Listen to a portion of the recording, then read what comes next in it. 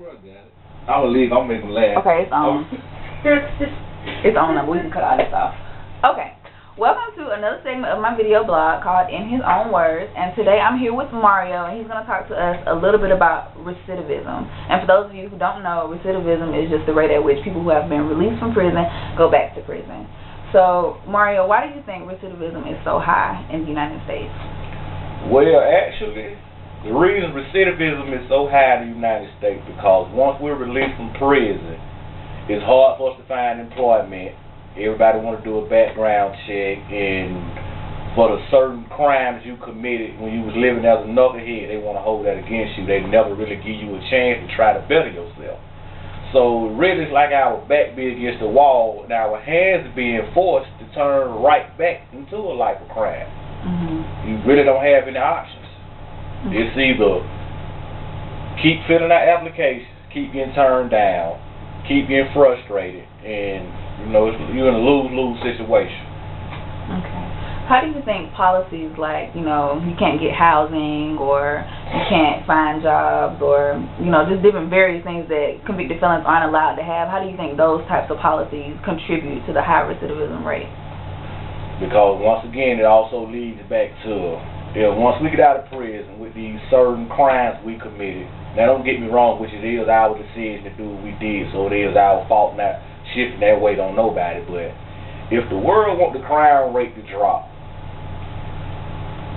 for people in my situation, you need to have some kind of program set up for us to be able to find gainful employment, be able to have certain programs to go to. If we can't get no job, we don't have the necessary criteria and things of that nature, the background follow-up, the paperwork that everybody want to see as far as finding you a place to live. And, all these things, like, for example, with the family charity service, so to speak, with the food stamp situation. If you can't get no job, how you going to eat? Then if you have felony drug convictions, you can't get food stamps, period. So what are you supposed to do? It really don't make no sense. Everybody's saying the crime rate needs to stop, the crime rate needs to stop. Well, do something so the people that make the crime rate go up won't have to turn back to that lifestyle. It's real simple. Just pay attention to what y'all doing. Yeah. We're in a losing battle. That's true. So really it goes back to trying to get a job. So how would you say these types of policies affected you personally in your job search? Whew.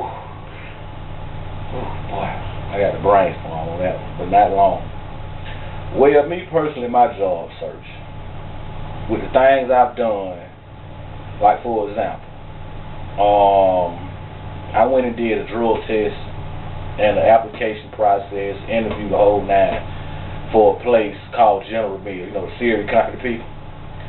Well, they told me that, okay, you passed the drug test, when we call you to come in, bring your steel-toe boots with you and be ready to come to work. Oh, I was really excited. Then I did all that. They told me, well, we got to do a criminal background check. So that lasted for almost a month. I'm still calling these people. They called me they called me and told me, well, you need to call this number, Mario, and talk to these people and explain to them why you did what you did. I'm like, why I did what I did, what they got to do with me trying to do is get a job, What I did then shouldn't have anything to do with why I'm trying to get this job. I should be happy I'm in here with an application. So I talked to the powers that be through their little in-house temp agency, and they sent me some paperwork telling me that due to the nature of my crimes that they revoked my application for employment. I mean, totally kicked me totally out their system. And I'm like, what sense did that make? Yeah. Because of something I did 6 years ago, 10 years ago, 12 years ago, you got to give a person opportunity. What happened after this said in the Bible, you got to forgive a person 7 times. In this Christian world we live in. I don't understand. Yeah, I get what you're saying. So, aside from different policies like that, how would you say the environment that a person goes back into, how would you say that affects the recidivism rate? Well, once you get out of prison, like I can only use myself for the example. I got out of prison this last time in May of 2010. I was doing the right thing from the day I came home all the way up to September last year. I was working. I didn't do no hustling. I didn't do no kind of tax-free money situation, period, because, you know, it always going to lead you back to the same place. Back to prison, or you're going to get killed, one of the two. Right. So I left the street alone. So my background, once again, came to hunt me.